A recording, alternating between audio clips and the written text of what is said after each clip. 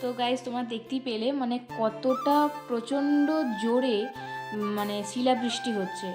এই বছরের প্রথম শিলাবৃষ্টি, এবং আমার জ্ঞানও তো এত শিলাবৃষ্টি আমি জীবনে কোনোদিন দেখিনি, এই প্রথম দেখলাম। কোনো ছোটোবেলায় একবার দেখেছিলাম, কিন্তু আমি জ্ঞানও তো মানে ভালো অবস্থায় এরকম এই দেখলাম।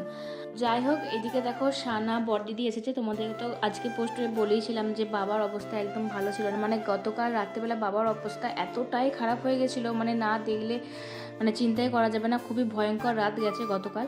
তো সেই সব শুনি আর কি, বড়দিদিরা আজকে সকালেই পুরুলিয়া থেকে চলে এসেছিলো। তো বাবা ভর্তি হয়েছিল, বাবাকে এই জাস্ট কিছুক্ষণ আগে ছেড়েছে। বাবা বাড়িতে পা রেখেছে, তার কিছুক্ষণ পরেই কিন্তু এরকম শিলাবৃষ্টি শুরু হয়ে গেছে। তো বাবা এখন সুস্থ আছে, মোটামুটি ভালো আছে। বাবার হাতটা দেখে বুঝতে পারছো কতটা ফোলা আছে, কারণ বাবা স্যালাইন ট্যালাইন চলছিল, ওখানটাতে সব ইঞ্জেকশন ছিল, তো সেই জন্য বাবার হাতটা ফোলা আছে। তো বাবা বলছিল আমাকে সিলিগুলো করিয়ে দে, আমি এখানটাতে তাহলে বরফটা নিই। আর তোমরা অনেকেই বাবার সুস্থতা কামনা করেছো, তো তোমাদের সবাইকে অনেক অনেক ভালোবাসা। তো বাবা এখন ভালো আছে, তোমরা ঠাকুর কাছে প্রে করো বাবা যেন সবসময় ভালো থাকে।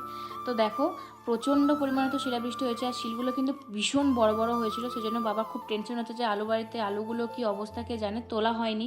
মানে এমন টাইমে জল নেমে গেছে যে ওগুলো তোলাই হয়নি। তো তারপরে গাছের আম সব ঝরে গেছে ধরো, মানে চারিদিকে যাচ্ছে তাই অবস্থা। সেই স্নোফল যেমন হয় একদম ভীষণ তীরের গতিতে মানে শিলগুলো পড়ছিল, কি বলবো, অসম্ভব শিল হয়েছে, অসম্ভব। তোমাদের ওখানে কাদের কাদের শিলাবৃষ্টি হলো অবশ্যই কমেন্টে জানিও, পারলে ছবিও দিও। তো চলো বাই।